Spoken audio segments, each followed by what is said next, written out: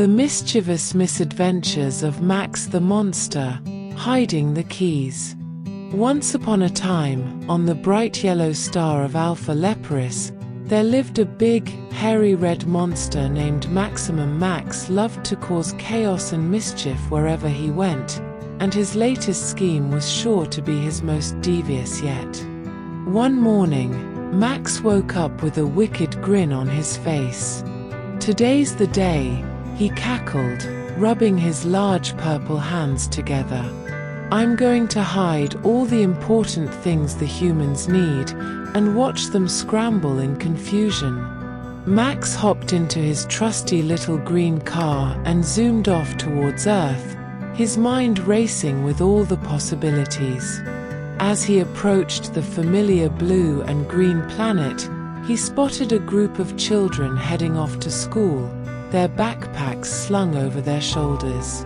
"Perfect," Max chuckled, his purple circle nose twitching with glee.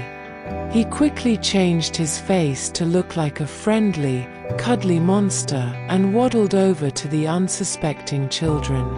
"Hello, little humans," he said in a sugary sweet voice. "Would you like to play a game with me?"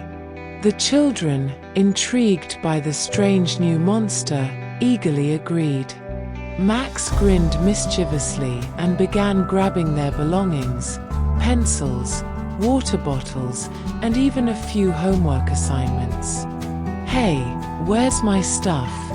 one of the children cried, frantically searching through their backpack. "I don't know, I can't find my keys," another child exclaimed, patting their pockets in a panic. Max giggled hysterically, watching the chaos unfold. He quickly stashed all the missing items in his own pockets, delighting in the children's confusion. Just then, the kindergarten teacher came rushing over, alerted by the commotion. "What's going on here?" she demanded, her eyes narrowing suspiciously at Max. Max immediately changed his face to look innocent, but the teacher wasn't fooled. "I know you're up to no good, you big, ugly monster," she shouted, chasing after him. Max yelped and scurried back to his little green car, barely managing to escape the angry teacher. As he blasted off back to Alpha Leporis, he couldn't help but feel a twinge of pride. "Haha, that was so much fun," he cackled, his big purple nose twitching.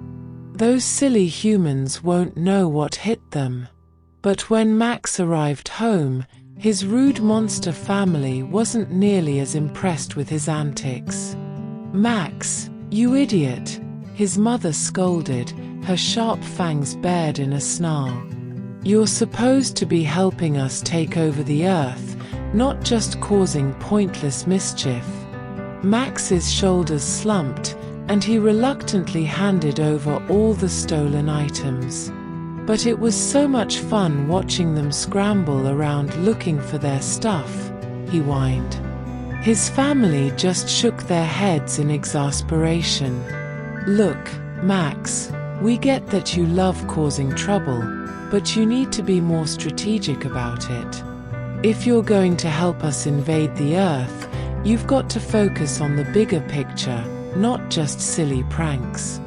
Max sighed and nodded, realizing that his family had a point. As much as he loved mischief and mayhem, he knew that he needed to start taking his role as a future invader more seriously. From that day on, Max tried to channel his reckless energy into more productive schemes, always keeping his family's grand plan to conquer the Earth in mind. But deep down, he knew that a part of him would always love the thrill of a good old-fashioned prank, even if it meant occasionally misplacing a few important items along the way. The end, for now. He's a monster, monster, hairy, scary monster, doing the hairy, scary monster bop. He's a monster, monster, hairy, scary monster, doing the hairy, scary monster. monster.